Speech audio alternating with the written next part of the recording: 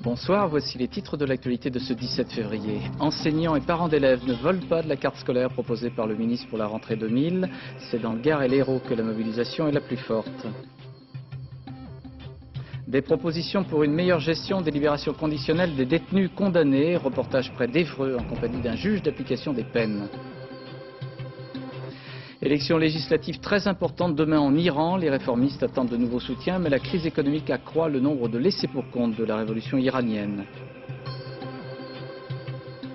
48 heures avant le match de rugby France-Angleterre pour le tournoi Destination, nous évoquerons la nature particulière des relations entre les deux nations autour du ballon ovale. Cinéma avec La Carte du Monde, le film de Scott Elliott, histoire d'une femme dont la vie bascule d'un coup entre dépression et rumeur. Sigourney Weaver interprète cette femme, elle nous fait l'honneur d'être ce soir notre invitée. On a beau dire que février est un mois traditionnellement agité dans le monde scolaire, puisque c'est la période où s'élabore la carte pour la rentrée suivante dans le primaire, il n'empêche que les manifestations, les grèves et les occupations d'écoles se succèdent depuis plusieurs semaines. Le ministre Claude Allègre parle de rumeurs, de supputations et même de fantasmes en contestant les chiffres fournis par les syndicats d'enseignants sur le manque de personnel. Les parents d'élèves ont rejoint les professeurs dans les départements du Gard et de l'Hérault et réclament maintenant plus de 1100 postes nouveaux en rapport avec une augmentation démographique. Voyez le reportage de Véronique Gaglione et Pascal Ponce. Les enseignants du Gard sont en grève, vous êtes au courant? On réclame 500 postes pour le Gard. Symboliquement, parents et enseignants ont situé leur action d'aujourd'hui sur un péage entre le Gard et l'Hérault. Les deux départements partagent la même colère et la même pénurie. Le Gard comme l'Hérault sont touchés par une absence d'emploi, une insuffisance d'emploi et aussi par une démographie en croissance. En 10 ans, alors que la population scolaire française diminuait de 160 000 élèves, ici en Languedoc-Roussillon, on en accueillait 30 000 de plus. Les classes devenues souvent surchargées, parfois dans un univers de misère sociale, ont miné l'école. C'est une académie qui a, en matière de performance scolaire, un peu dégringolé, disons des premières places qu'elle avait il y a 25 ans aux toutes dernières. Toute la ville de Lunel est classée zone d'éducation prioritaire. La population du canton a augmenté de près de 30% en 10 ans. La scolarisation est souvent facteur d'intégration, mais les enseignants sont obligés de refuser l'inscription des moins de 3 ans. Il faut donner envie aux enfants d'apprendre, il faut qu'ils soient prêts pour le CP, il faut qu'ils sachent ce que ça veut dire lire, écrire, que la lecture ait du sens. Et ça, on ne peut pas le faire quand il y a 30 enfants autour qui montent au rideau. Comme à Lunel, des dizaines d'écoles de l'Hérault et du Gard sont mobilisées depuis 2 à 3 semaines, réclamant 1130 postes. Dès le début, les parents et parfois les élus ont soutenu le mouvement. Il y a des parents d'élèves qui sont allés dans certaines écoles et qui disent que ça n'a pas bougé depuis que nous on y a été enfants. Voilà. Alors que je veux dire, la population de Lunel c'est une explosion démographique et rien ne bouge. C'est vrai que la municipalité suit jusqu'à un certain stade, mais après ils ne peuvent plus suivre. Donc nous on est tenaillés entre le ministère et la commune qui n'a pas les moyens de pouvoir à la fois construire des écoles, à la fois rénover les anciennes écoles, vu le manque de budget. Il ne suffit donc pas de rêver que le ministère lâche de nouveaux postes. Pour certaines communes défavorisées, il faudra en plus les moyens financiers de construire de nouvelles classes.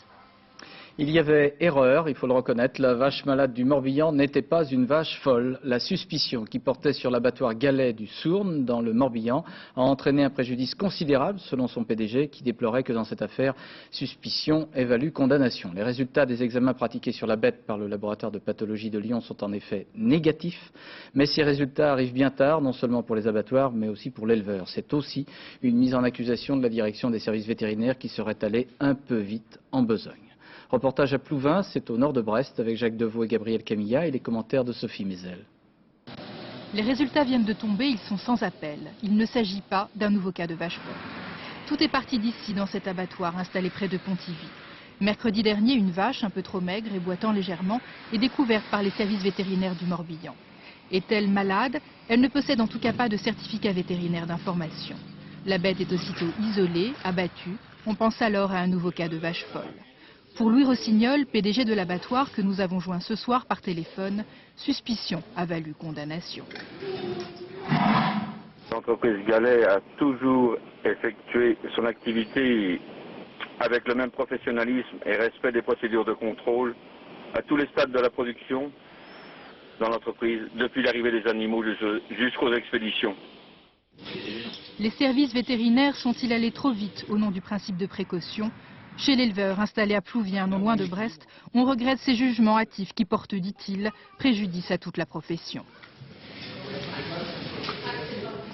On ne comprend pas qu'une administration, une DSV qui a effectué son boulot, je le répète, jusqu'à un certain stade, qui a mis la vache en consigne et est parti balancer dans la presse des choses qu'il ne fallait pas faire.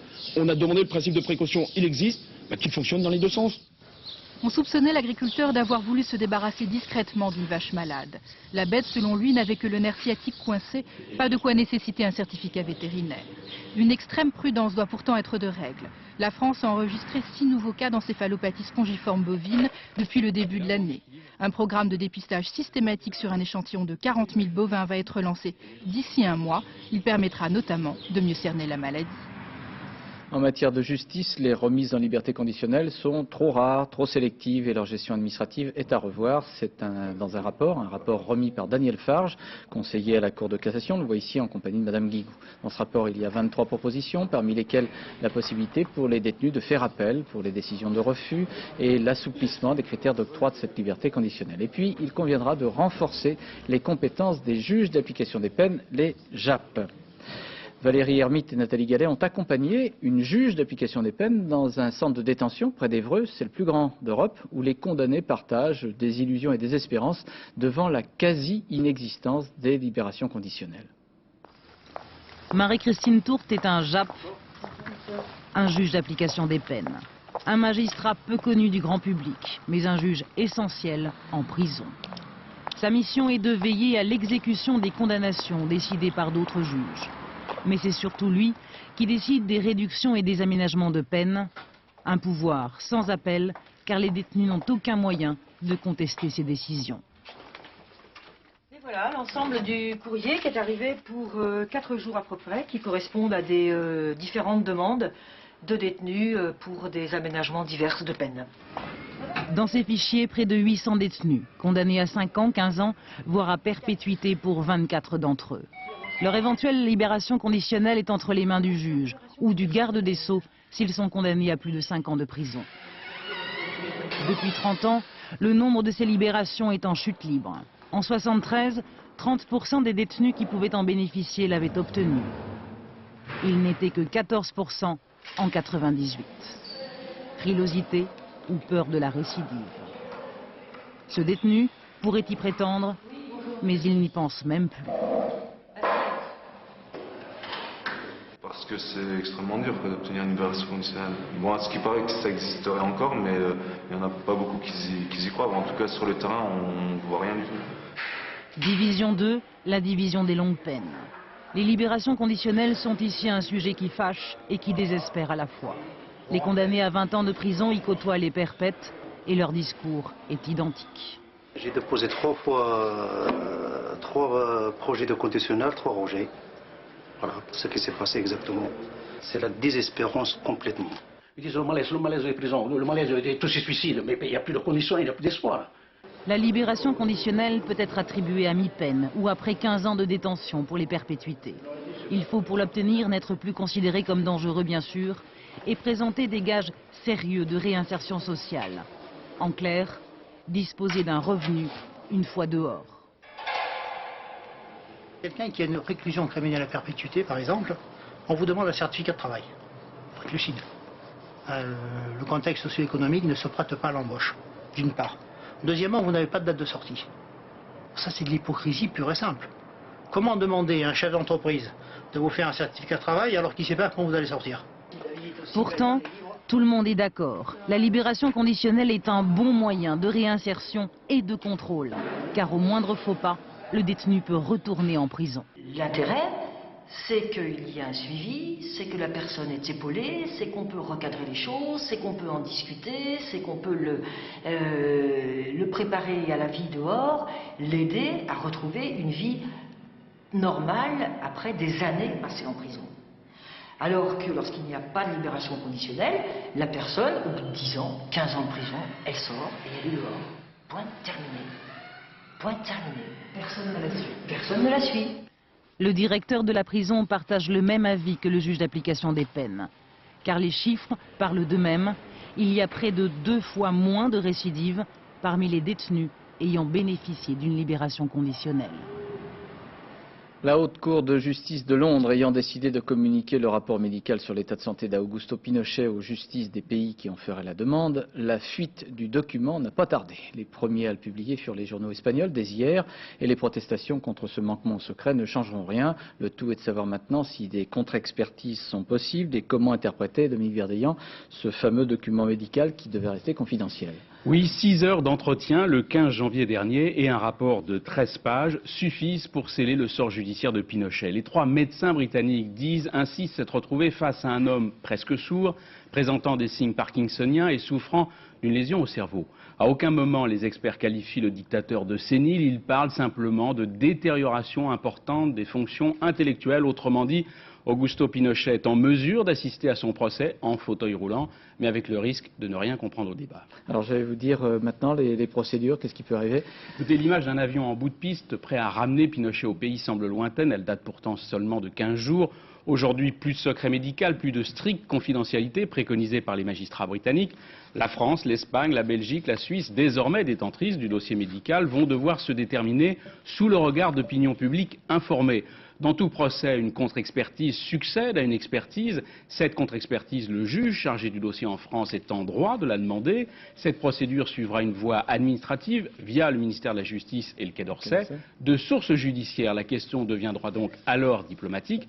Pendant ce temps, l'état de santé de Pinochet se dégrade. Les experts signalent au passage que le malade ne reconnaît pas toujours les siens. Il suffirait peut-être de pas grand-chose pour que Pinochet oublie son passé de dictateur. Merci Dominique. Sur la situation en Tchétchénie, le président de démocratie libérale Alain Madelin demande à Jacques Chirac de saisir la Cour européenne des droits de l'homme et d'obtenir la condamnation de la Russie au Conseil de l'Europe. Ce matin, sur France 2, Daniel Cohn-Bendit était beaucoup plus radical. Il traitait Vladimir Poutine, président russe par intérim, d'assassin. À Moscou, on réfute les témoignages sur les tortures et les camps. Il n'empêche que les 10 témoignages sont assez régulièrement concordants. Commentaire Gilles Rabine avec Didier Dahan. Tous ceux qui sont enfermés ici ont été arrêtés au hasard sur une route de Tchétchénie. L'armée russe appelle ce genre d'endroit un point de contrôle. Officiellement, ne sont contrôlés que les hommes en âge de porter une arme, mais il y a aussi des enfants, tout Tchétchène de plus de 10 ans est suspect, et des femmes, comme le montrent ces images. Ce que cherche cet officier, ce sont les bleus, caractéristiques que laisse un fusil sur l'épaule d'un combattant. Mais personne ne se préoccupe de savoir si cet homme est mourant. Car ces points de contrôle sont en réalité l'antichambre des camps dits de filtration. Hier, les Russes nous ont dit qu'ils avaient été emmenés à Mozdok. Et maintenant, nous découvrons qu'ils sont à Naoura, dans un camp de filtration. Il a été arrêté le 16 janvier dernier et interné dans un camp de filtration, témoignage d'un rescapé. Des prisonniers ont les tympans crevés, ils ne peuvent plus entendre, des doigts cassés, les dents limées et la bouche déchirée. Leur méthode essentielle, c'est d'obtenir des aveux par la brutalité et la torture. La deuxième chaîne de télévision russe a diffusé hier soir pour la première fois un reportage sur le camp de filtration de Tcherno-Kosovo. Un sujet de commande censé démontrer qu'il s'agit d'une simple et banale prison, chargée en réalité de répondre aux accusations de la presse occidentale, accusations dont la plupart des Russes n'ont jamais entendu parler. Sous la pression, le Kremlin a nommé aujourd'hui un représentant pour les droits de l'homme en Tchétchénie, un fonctionnaire de l'État, pour faire la lumière sur les camps. Au Kosovo, aujourd'hui, c'était les Serbes qui accusaient les Albanais de provocation après les violences de Mitrovica. La nuit dernière a été relativement calme, mais aujourd'hui, à Pristina, plus d'1 millier, on parle de plusieurs milliers d'étudiants albanais ont manifesté dans les rues de Mitrovica, rappelant que la tension est très vive entre les différentes communautés. Où les images qui ont été tournées difficilement par les envoyés spéciaux présents dans cette ville du Kosovo. Nos envoyés spéciaux Anne Ponsinet et Gilles Jacquier ont pu suivre la police internationale, composée notamment de Canadiens, de Zambiens, d'Irlandais. À vrai dire, à suivre le reportage de nos envoyés spéciaux, ils paraissent très perdus dans un climat de tension très difficile. Les régions déchirées par des tensions communautaires, Thomas Brown connaît bien. Il est policier en Irlande du Nord. Mais au Kosovo, il n'y a pas que des problèmes interethniques. Et comme tous les policiers du monde, Thomas Brown procède à des contrôles de routine à Pristina. Il est accompagné d'un policier kosovar nouvellement formé. Cette voiture a des plaques allemandes, mais les propriétaires n'ont pas les originaux des papiers. Souvent, les propriétaires de véhicules volés nous présentent les photocopies des papiers. Et nous, on ne peut pas faire confiance à une photocopie. Quelques minutes plus tard, dans un des 4 commissariats de Pristina, bureau des plaintes. Ici, le policier est zambien. Il essaye de comprendre, via une traductrice, une autre histoire de véhicules volés. Mais est-ce qu'ils savent qui est le voleur? Et quelles sont exactement les circonstances du vol? Dans la cour du même commissariat, cette fois c'est un policier canadien qui réceptionne une importante pièce à conviction, une voiture. Hier, on est appelé sur une scène d'homicide. 2 individus ont été trouvés sans vie dans ce véhicule-là. Ajoutez à tout ça la circulation à organiser et une manifestation de soutien aux Albanais de Mitrovica à encadrer, et tous les policiers sont sur le terrain. Résultat, lorsque le central annonce une urgence, la police de l'ONU ne peut plus faire face. Qu'on doit se replier avec demander à la CAFOR de nous donner un coup de main, de répondre à l'appel, parce que tous nos effectifs sont ici pour cette manifestation. À peine la moitié des 4800 policiers internationaux promis à la mission Kouchner sont effectivement présents au Kosovo. La tâche est pourtant immense dans cette province où circulent 300 000 véhicules sans plaque et où beaucoup de citoyens sont sans papier. La faiblesse du système policier pourrait encourager le grand banditisme à faire du Kosovo la plaque tournante de tous les trafics, ce qui aurait forcément des répercussions sur le taux de criminalité dans l'Europe entière. Réapparition de Slobodan Milosevic à Belgrade aujourd'hui devant le congrès de son parti socialiste, celui de Serbie qu'il a fondé et qu'il dirige depuis 10 ans. 5000 personnes, toutes acquises à Milosevic, l'ont applaudi tandis qu'il exaltait la lutte pour l'indépendance. Demain, près de 39 millions d'Iraniens sont appelés aux urnes pour élire un nouveau Parlement. Ceux que l'on appelle les réformateurs espèrent en sortir renforcés avec à leur tête le président Mohammad Khatami. Mais la crise économique et sociale est très forte en Iran et l'on est bien loin des premiers idéaux de la révolution dans des villages éloignés de Téhéran. C'est ce que nous rapportent nos envoyés spéciaux Jean-Marc Ilouz et Jean-François Renou. Le village de Mohammadabad, ce n'est pas tout à fait la campagne. En bordure de zone industrielle à 2 heures de route de Téhéran, c'est un village d'exclus. 1500 familles venues des 4 coins de l'Iran vendre leur courage au travail. Devant la mosquée en construction, le cordonnier ambulant rafistole des chaussures sans âge. Ici, les promesses de la révolution ne font plus rêver. On attend toujours l'école de filles. Les parents sont inquiets quand elles rentrent seules du village voisin. L'égout à ciel ouvert, irrespirable quand vient l'été, cela fait 10 ans qu'on doit le recouvrir. On leur a demandé 100 fois, se plaint hors caméra le chef de la milice religieuse. Mohammad, l'un des 5 membres du conseil des sages du village, ne veut pas être trop pessimiste. J'ai écrit à l'administration voilà 1 an. On ne m'a pas répondu, mais on a parlé de l'égout dans le journal. Alors, soit ils n'ont pas d'argent, soit ils nous négligent. On va quand même aller voter en espérant que les candidats tiendront leurs promesses. Des affiches électorales du candidat conservateur collées sur un pylône pour souligner que malgré tout l'électricité est venue. Le gaz devrait suivre bientôt. Mais voilà, avec une inflation de plus de 35%, le prix de la viande a triplé en 1 an et les chômeurs n'achètent plus de nouvelles chaussettes. Un coup dur pour l'atelier de Hossein, un père de 5 enfants. Avec ces 3 machines qui tombent sans cesse en panne, il n'y croit plus Hossein. Son fils, Mohammad, a quitté l'école à 15 ans pour l'aider à gagner juste de quoi ne rien devoir aux autres. Alors, les élections. Vous savez, on a voté tous les ans, on espère chaque fois du nouveau. Mais depuis 12 ans que je suis ici, rien n'a changé. Le marchand de chaussettes de Mohammadabad ne pourra pas, comme l'exige la tradition, acheter les meubles de sa fille, qui va se marier cette année. À Mohammadabad, on n'a pas vu Hossein sourire depuis longtemps. Même si béni par le pétrole, l'islam révolutionnaire a laissé au bord de la route des millions de ses fils. Les déshérités de l'Iran d'aujourd'hui sont beaucoup plus instruits. Un Iran qui ne croit plus au miracle, mais qui espère simplement que cette fois-ci, chaque vote sera synonyme de changement. En Roumanie, le déplacement de la commissaire européenne à l'environnement, Margot Wallström, n'est pas passé inaperçu. Elle est venue sur place se rendre compte des conséquences de la pollution au cyanure du Danube. La compagnie australienne, propriétaire de la mine roumaine à l'origine de cette pollution, est mise en cause. Et Mme Wallström veut appliquer le principe pollueur-payeur. Reportage en Roumanie, nos envoyés spéciaux Hélène Vergne et André Issora. Sa visite était annoncée et attendue depuis plusieurs jours. Margot Wallström, première représentante de l'Union européenne à se rendre en Roumanie depuis la catastrophe, a été aujourd'hui l'objet de toutes les attentions. Constatant l'étendue des dégâts et la vive inquiétude de la population, elle a réaffirmé la volonté européenne d'aider les pays touchés par le sinistre. Nous fournirons toute l'aide possible. Nous ferons venir des experts. Il faut éviter à l'avenir que pareil accident ne se reproduise. Mais cette visite très encadrée a pris soudain un tour inattendu. Cet homme explique que l'eau souillée par le cyanure a touché son village. À 2 kilomètres du site, à Bozinta Mare, ils sont une quarantaine de familles à ne plus pouvoir consommer l'eau de leur puits.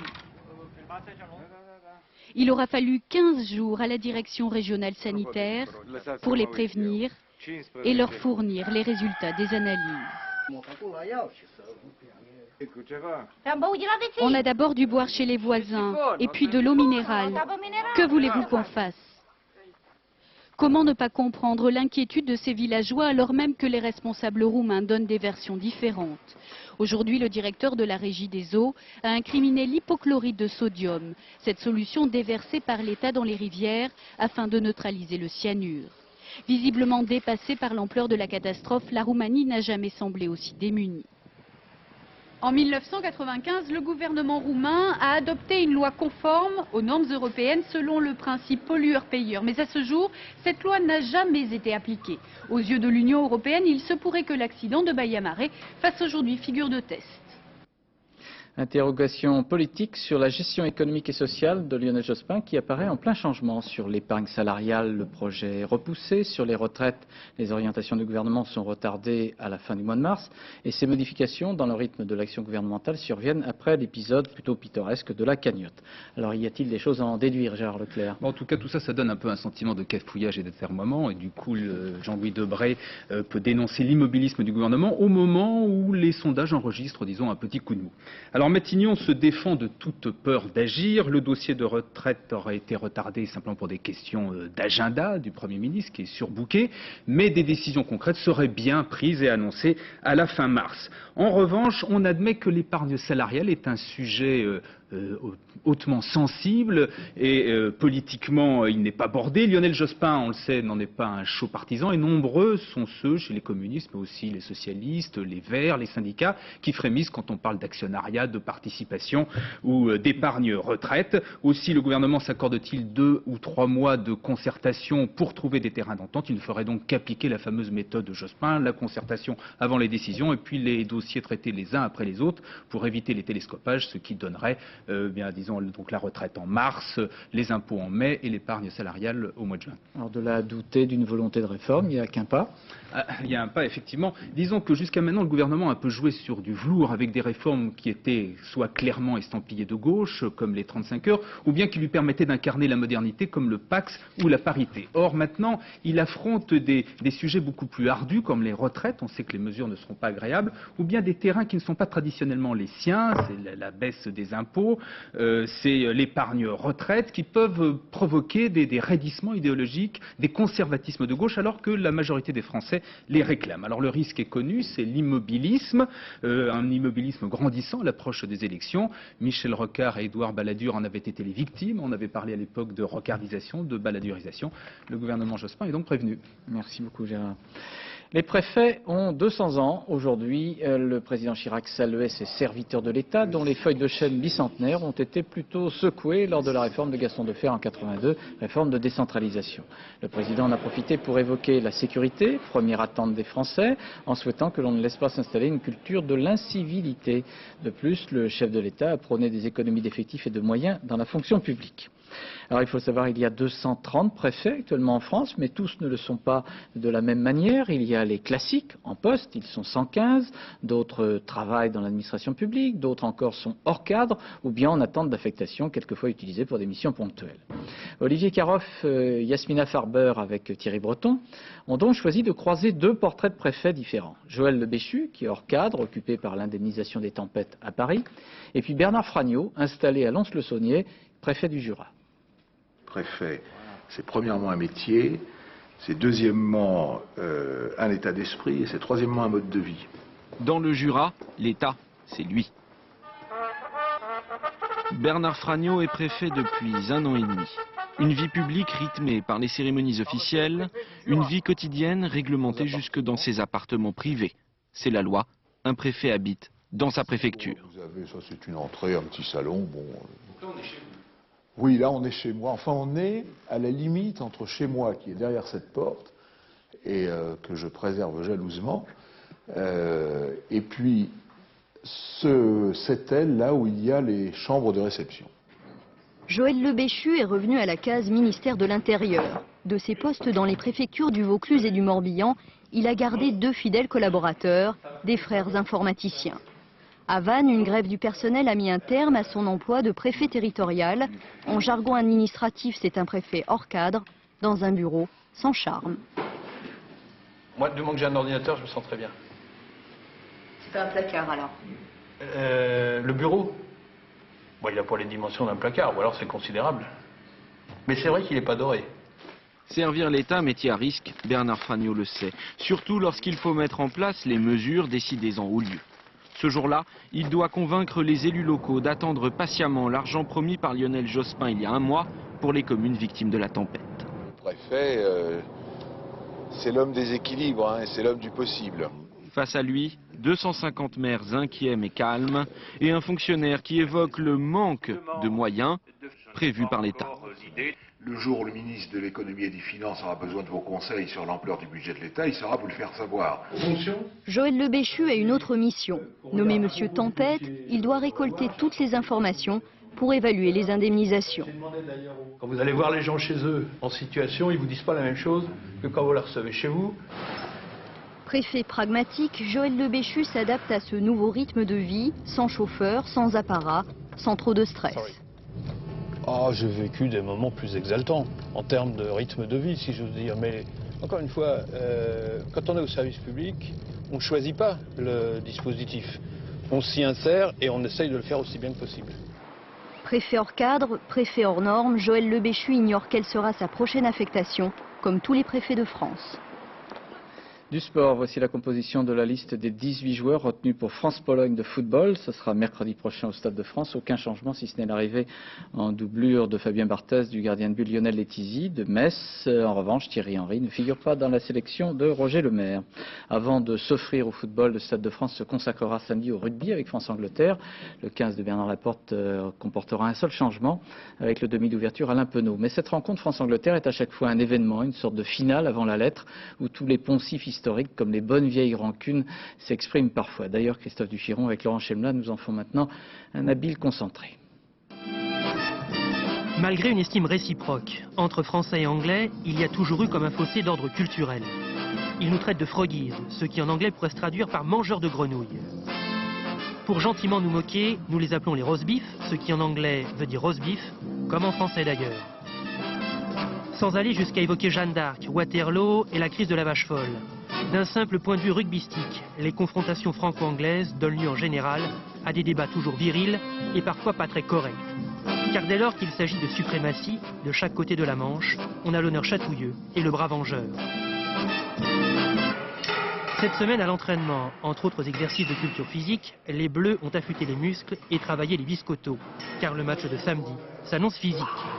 Maintenant pour ce qui est du climat général, l'heure est à la détente et à la diplomatie. Peu ou pas de petites phrases assassines de part et d'autre, restons prudents, mais on dirait que les temps changent. ce sont des joueurs qui ont du cœur, qui sont fougueux. Je veux dire, si on prend l'ancien talonneur Moore, qui était vraiment un vrai pitbull sur le terrain, mais après c'était un gars hyper adorable. Je veux dire, aujourd'hui c'est ça. Il y a un peu de provocation pour essayer de mettre un peu d'animosité dans ce match, mais après je veux dire, tout entre dans l'ordre, il n'y a plus de problème, on boit un verre ensemble et tout s'efface. Pour mémoire, fut un temps où le 15 d'Angleterre était fait de dur à cuire. Ces messieurs les Anglais aimaient jouer à Monsieur Propre en accusant les Français de toutes les violences, alors qu'ils ne se privaient de rien, les sujets de sa gracieuse majesté, même du pire, dans le domaine interdit de l'anti-jeu. Soyons honnêtes, les Français n'ont pas toujours fait dans la dentelle, mais quand ils sont pris, ils sont punis par l'arbitre, comme ce match de 1992 où deux joueurs sont expulsés. Parfois les Anglais énervent. Si le médecin avant d'exercer fait le serment d'Hippocrate, le joueur anglais quand il joue fait souvent le serment d'Hypocrite. L'anglais est paradoxal, il est truffé d'ambiguïté. Il a un discours antinomique entre le terrain et en dehors du terrain.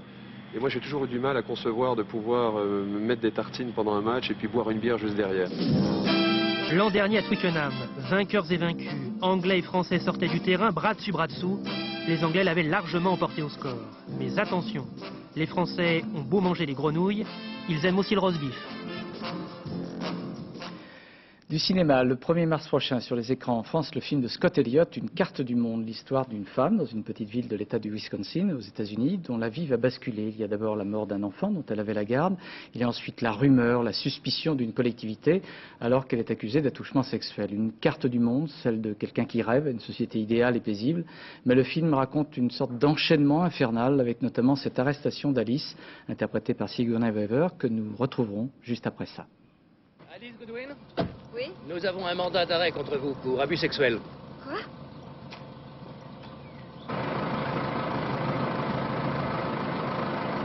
Suivez-nous, s'il vous plaît. Par ici. Avancez. Posez les mains sur le capot. Howard ! Allez. Vous avez le droit de garder le silence. Howard ! Vous avez droit à un avocat. Si vous n'avez pas les moyens, vous en aurez un commis d'office. Alice ! Alice ! Howard ! Robbie McKessie dit que je lui ai fait des choses affreuses. Qu'est-ce qui se passe? J'ai de sérieux ennuis, là. Lis ce bout de papier. Est-ce que quelqu'un peut m'expliquer ce qui se passe? Howard! Non, j'ai pas le temps de lire ça. Ce qu'il faut que tu fasses pour l'instant, ce qu'il faut, c'est que tu t'occupes des filles. Je te téléphonerai dès que j'aurai réglé tout ça. Madame. Non, mais enfin, accordez-moi une minute. Je viens avec toi. Non. Alice, Howard! je viens. Les filles! Mais pourquoi vous l'arrêtez? S'il vous plaît, Mais expliquez-moi. chérie, soyez sages, d'accord? Alice. Écoutez bien, papa. Allez, en route. Maman, restez dans la voiture. On connaît un avocat? Non, tu sais bien qu'on en connaît Écoute, aucun. il y en a un. Mais enfin, il y a un pourquoi type vous à l'arrêtez? Racine. Il s'appelle Reverdy. Teresa le connaît. Il paraît que c'est le meilleur. Contacte-le. Faut que j'appelle quelqu'un. Il y a quelqu'un que je peux appeler au commissariat? Faut que j'appelle qui?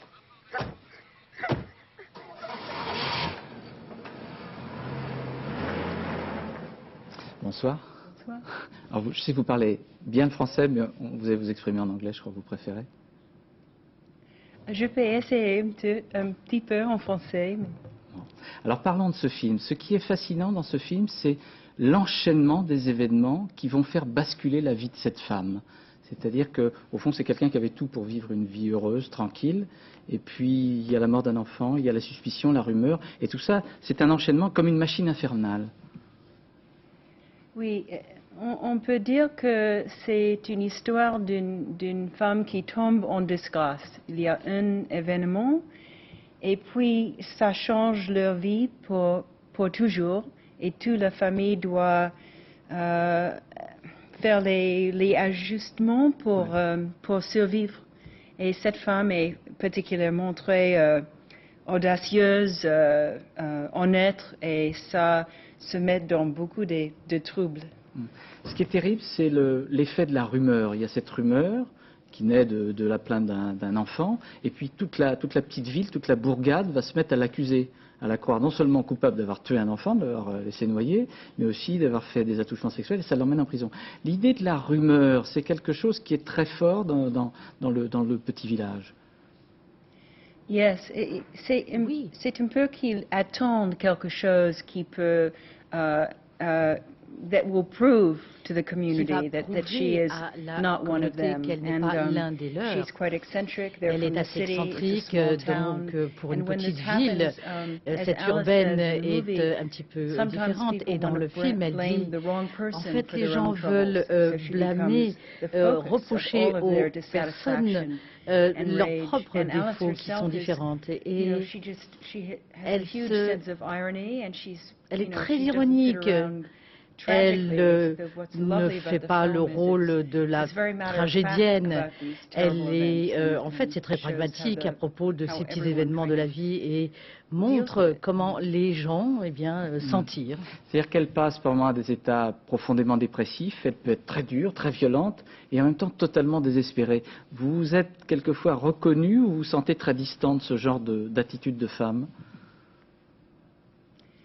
I think all of us, Je pense que chacun d'entre nous sont fait des opposites. Alice se sent très coupable de cette tragédie et comme ça, personne est plus dur sur elle qu'elle-même. Alors quand elle va en prison, c'est un peu un commencement pour elle parce qu'elle est punie, comme ça elle ne punit pas elle-même. Mais je pense que elle se cache beaucoup des émotions pour survivre. C'est un film où les femmes sont très fortes. Il y a vous interprétez Alice, il y a Teresa, qui est très forte, qui est la mère de l'enfant qui est morte. Il y a les femmes prisonnières, avec lesquelles vous allez vivre dans ce centre pénitentiaire. Et les hommes, en revanche, sont pas très courageux, un peu distants. Oui, c'est différent comme les films de Hollywood parce que vraiment le focus, c'est l'amitié de ces deux mères. Les enfants jouent ensemble, ils sont très très près et quand cet accident se passe, on peut voir vraiment que they miss each other. Ils se manquent. And it's rare that you get to see a friendship il est rare de voir une telle amitié à l'écran qui soit si franche, si réelle et si crédible, au moins aux États-Unis. Et c'est une des choses que j'aime le plus à propos de ce film, précisément. C'est qu'il est vrai, il est authentique, les gens font des erreurs. Et on peut vraiment s'identifier à ces héros et cette héroïne en particulier. Mais c'est ce que vous pensez des femmes? Vous pensez que les femmes sont plus courageuses que les hommes? Pas plus, mais traditionnellement, c'est les femmes qui sont dans les fermes et les endroits comme ça, quand les hommes vont combattre les guerres et font le hunt. La chasse. Et les femmes se retrouvent seules, elles défendent leur famille. Et je pense que les femmes ont eu à être fortes. Peut-être qu'on ne vous le fait pas toujours savoir à vous les hommes, mais quand il s'agit de protéger vos propres enfants, votre famille, votre foyer, je pense que les femmes ont eu à devenir fortes et indépendantes, à le prouver. Dans le film, j'évoquais tout à l'heure, il y a cette séquence qui se passe dans un centre pénitentiaire. On parle beaucoup actuellement aux États-Unis de la peine de mort. Le gouverneur de l'Illinois a décidé d'un moratoire sur la peine de mort. Quelle est votre position? On sait que la majorité des Américains sont pour la peine de mort. Qu'est-ce que vous pensez de ce débat? Je ne suis pas en faveur de la peine de mort et l'une des choses qui s'est produite du fait de la découverte des tests d'ADN, il y a beaucoup de gens dont on a prouvé qu'ils étaient innocents au dernier moment parce qu'on avait de nouvelles preuves. Et je pense que le gouvernement a eu tout à fait raison de déclarer ce moratoire. Je pense qu'en fait, de toute façon, la peine de mort est absurde, mais malheureusement, il y a beaucoup de gens qui sont en faveur. Sigourney Weaver, vous êtes un personnage multiple comme ça, vous êtes capable de passer d'Alien à Alice. C'est très très différent tout ça. Est-ce que c'est un peu vous-même? Est-ce que vous-même vous êtes très multiple? Schizophrenic. Un peu schizophrène. You know, I love sort of Vous savez, j'aime beaucoup me mettre dans la peau des autres, faire la comédie, être dans le drame. Je me suis sentie très chanceuse d'être Alice parce que elle est très amusante et pour une audience américaine, elle est une héroïne. Et ceci a été certainement un défi, le défi majeur de ma carrière. Et après, j'ai dû faire 3 comédies pour m'en remettre. Merci beaucoup de nous avoir rendu visite. On était très honorés que vous soyez là. Je voudrais dire qu'il y a le livre aux éditions L'Archipel, La carte du monde de Jane Hamilton qui a donné ce film, La carte du monde, qu'on verra à partir du 1er mars. Je le montre là. Voilà, Jean-Pierre. Merci beaucoup. Merci Sylvain. Voilà, nous arrivons à la fin de cette édition. Je voudrais vous rappeler l'information sur la vache malade qui n'était pas repérée par les services vétérinaires dans un abattoir du Morbihan, n'avait pas la maladie de la vache folle. Les analyses pratiquées le confirment. Et le PDG de l'abattoir Galet du Sourn dans le Morbihan estime que cette affaire lui a causé un préjudice considérable et la FNSEA demande réparation pour l'éleveur. Dans quelques secondes, la météo avec Isabelle Martinet, le point route avec Valérie Maurice. C'est très important car le week-end s'annonce très difficile sur les routes. Dans le magazine Envoyé spécial qui suivra, présenté par Paul Naon, il sera question de la langue française, du rap et de l'Alaska. À 1h, vous retrouverez pour le journal de la nuit Thierry Tulier. Demain, à 7h50, Gérard Morin recevra Serge Dassault. À 13h, vous retrouverez ici même Carole Gester et Rachid Arabe. Et à 20h, bien sûr, Béatrice Schoenberg. À lundi, bonsoir. Merci beaucoup.